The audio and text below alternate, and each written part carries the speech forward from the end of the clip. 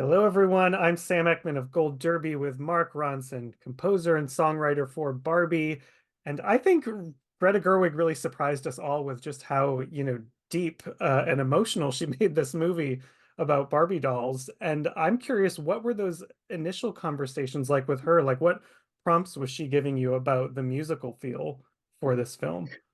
Well, I read the script. That was the first thing, because obviously they hadn't started shooting yet. And beyond the brilliant comedy, obviously, and the amazing underlying message of just, how hard it is to be a woman. Um, there were just the stories. Like there really is, like it sounds so reductive, but the story of individual stories of Ken and Barbie and sort of like finding their journey, and both of them are, in their own ways misplaced in the world, trying to figure out their purpose. And I think that that was the thing that emotionally, and then of course the idea of basically what happens at the end with Barbie talking to, Ruth Handler is like, is this very deep, almost like religious, like you're talking, Greta said, it's like talking to your maker. So all that emotional weight was in it.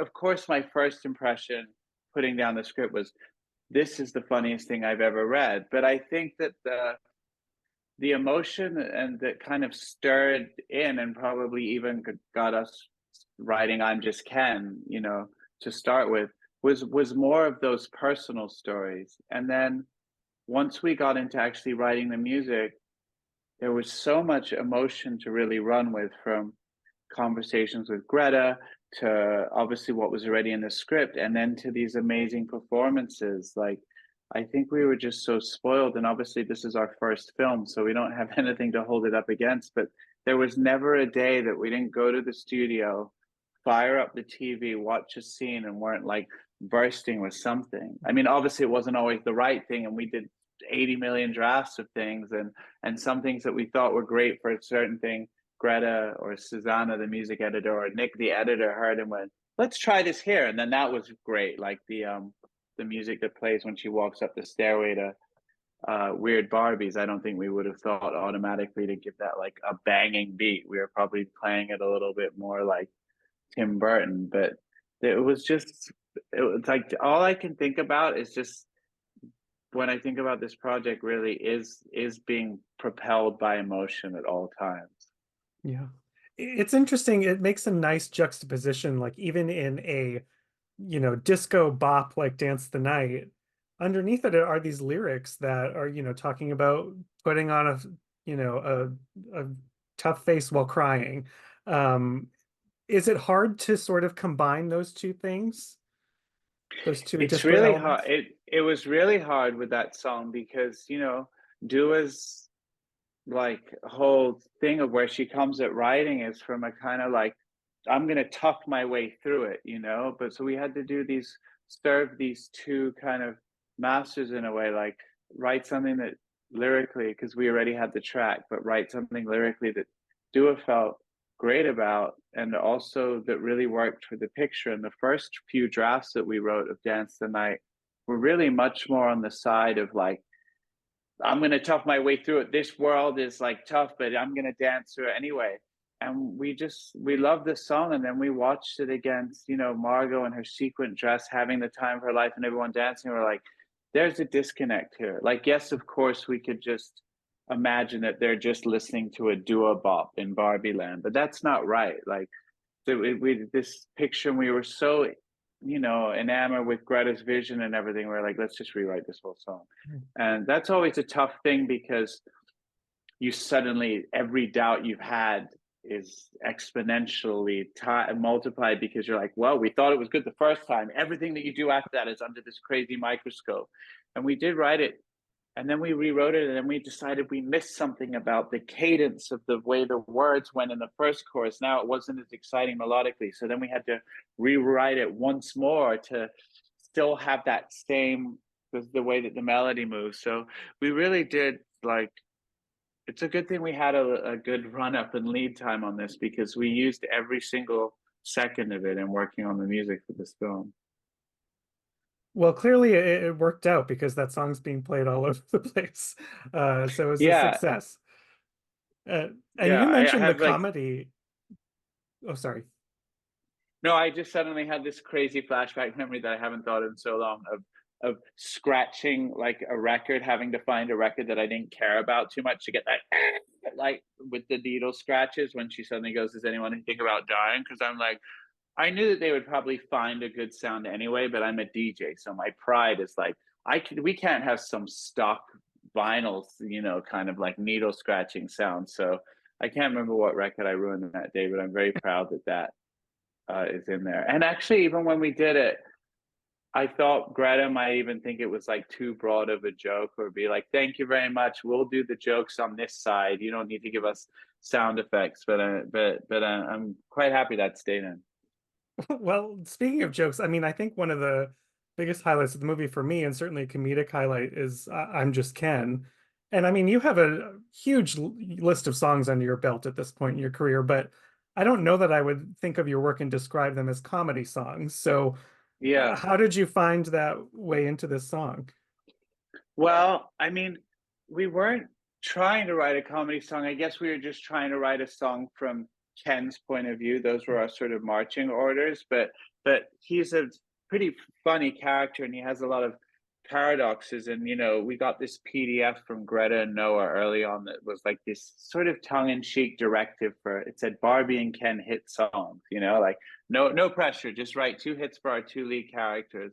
So the Ken ones were like, he wants to be loved, but no one ever listened to him. I think there's even a lyric from the song that's in there. It's, he has feelings he can't explain. He loves horses, but has no genitals. Obviously, all of the parameters of the song were a little ridiculous, but I think because what we were talking about at the beginning of the interview, because the emotional, like there was so much emotional arousingness, that is not a word, sorry, in the script. Like, we just kind of went to something that had some pathos, and we knew that we could have some lyrics that needed a little bit to be a bit ridiculous, because Ken's ridiculous. And then, but it was quite a humble piano ballad. And then we started to see what the actual movie looked like getting all the edited, the first edit back. And then we realized, like, oh wait, we need to dress this song up in the musical equivalent of two pairs of sunglasses and a white mink. Like, this is getting bigger and bigger, and they're storming the beach. Like, we're gonna need a little more than piano here. So we called Slash. No, so we just kind of wanted to make it fit the film. And then there, we had kind of finished writing the song, and it without the dream ballet, because Greta, I think, didn't know if she wanted to have score there or what was going on. And she's like, "I need you to write one more part." And like, basically, like, "I need you to go up to 11."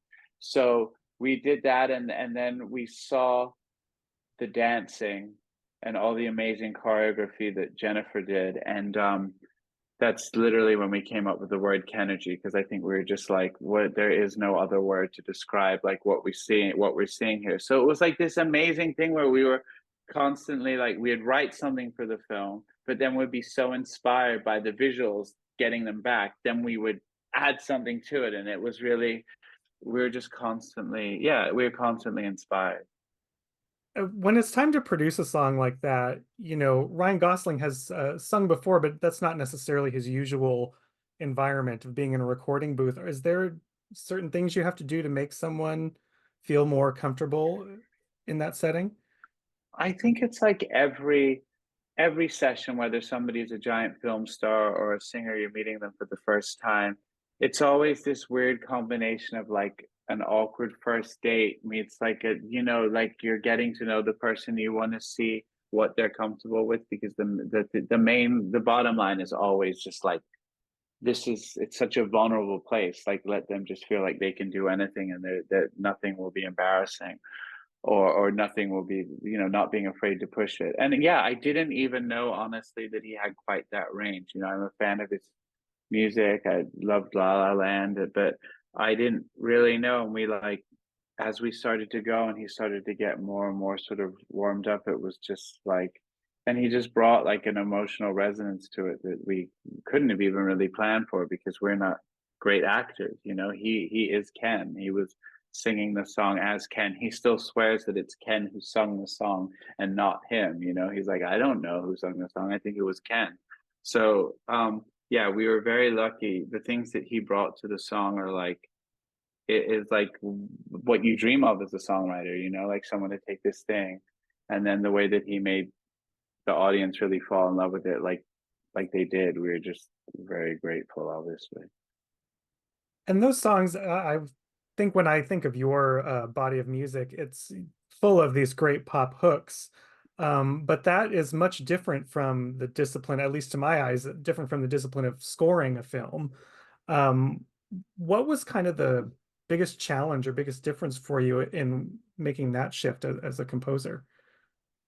Yeah, well, it all started because, you know, we had written "I'm Just Ken," and it's like a 2.5 minute song, and Greta turned it into a 7 minute battle sequence, or it was even 10 minutes at the time in the first edit. And obviously, we were so excited about it, but we went to the edit suite early on, and she had just like looped this one section over and over again for 6 minutes, and it sounded so like awful. I was just saying, like, we can't have you listen to this. Like, can you just give us this scene, and at least whether you use it or not, let us write a 10-minute music sequence that can be and go in and out, and whether you want to use it or not. But we can't, for our professional pride and the love of ears, have you listening to this for the next 3 months. So we did that, and we had a lot of fun, and it took a long time because, you know, it's a to start, like, the first ever score gig that you do is sort of a battle sequence with all these changes, and there were way more plot and characters coming in and out of it. And actually, I went up to Nick Britell's place, and I was like, I was like, well, how do you, like, show me what you do when you do this and/or stuff. And he was like, cool. And he was so generous and so sweet, and he, like, you know, we've been friends. Oh, Unmute? Okay. oh, It sorry. really he really took the he took the hood up, you know, and just kind of showed me, well, this is how I think about it. And so we went and we did our version of it, and put some crazy guitar shred solos and all this kind of stuff in it, and came up with a few themes that actually ended up in the Mattel part of the film, and we showed it to Greta, and she really dug it. So she gave us the opening title sequence to score, which is, we wrote this musical piece that became the Lizzo song Pink, but kind of scoring all these moments and her going down the slide. And I mean, we're huge fans of film scores. Like, we've never done it before, but, like, you know, everybody from Elmer Bernstein to Carter Burwell to Dave Grusin to, you know, to everybody. Um, so obviously, like, we know kind of what it's supposed to be, but doing it and, you know, loving it are two different things. But I think it just, that's how, and I think we started to establish these instrumentation and a feel emotionally that Greta dug, and she would give us some more stuff, and then we hit a real speed bump. She gave us, I think at this point she liked what she was doing, but she wanted to see what we'd do with other things that are like, were more emotional. She gave us a couple really short scenes, and we kind of like, we kind of we I'll keep it PG. We didn't do a great job. And what I realized is, and this is goes to sort of what you asked me first, the difference between writing songs and scoring. We were thinking about those little things in such a micro way. Like, we were scoring every second of something. And then Susanna, the music editor, who's so brilliant, she was like, don't think about it just as 30 seconds. Write what you think a 2.5 minute piece of music that feels like this scene to you, and then worry about how to chop it down to what's happening and hit moments. If you start to just write some angular thing that's just only accenting moments, like, that's not going to play to your strengths. So that's what we started to do. We just started to write suites and themes for different characters, and then, you know, there were times where we really had to, like, in an action sequence, really break it down. But we really learned on the job, and it's a good thing that we had no other job at that time, because I look how some of these composers, I look at Michael Giacchino and, like, these Nick and the guys doing 6 movies a year. I'm like, this took us a year. Like, this took us a year to do all this. Obviously, we were writing a lot of songs as well, but um, it was.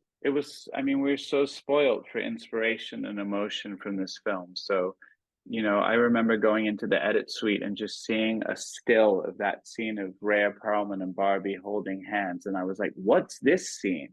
And Greta was like, "Oh, that's the end part." And I remember being so inspired by just literally the freeze frame flat screen TV. I went home and wrote a piece of music. Like, it wasn't something that we ended up using, but just all this stuff. Like we just, yeah, I think we just a lot of trial and error and a bucket load or a mountain load of inspiration.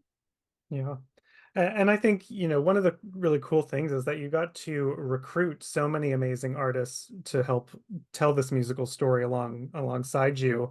And so before I let you go here, I'm just curious because you get to see so much of the pop landscape firsthand. Is there a sort of trend or a sound right now in pop music that has you really excited for what's coming next? I'm just like constantly blown away and excited about the progression and evolution of pop and hip hop music. And there's times when there's a moment that'll happen that's like a sea change that'll make me feel kind of old. And I'll be like, okay, now it's moving, but it's great because then when I want that thing, I might go in the studio with a young, like, whoever it is, a Benny or BXNY, I think it's pronounced Benny, Jasper Harris, these people that are doing awesome, just, mind blowing new stuff. And then I also remember that, like, there's something about a great song and a melody and a chord progression and something played by a human feel, which is also always going to be timeless. So I hope that my toolkit doesn't hit its sell by date too soon, but I also love embracing and getting excited about the sound of the new. Well, judging by how much people are insanely into Barbie still, months and months later, these songs, I think the sell by date is still not come. So thank you, Mark, for sitting down and Thanks so discussing it much. with me. And everyone out Thank there, you. make sure you keep up with us. Mark, thank you again. Thank you.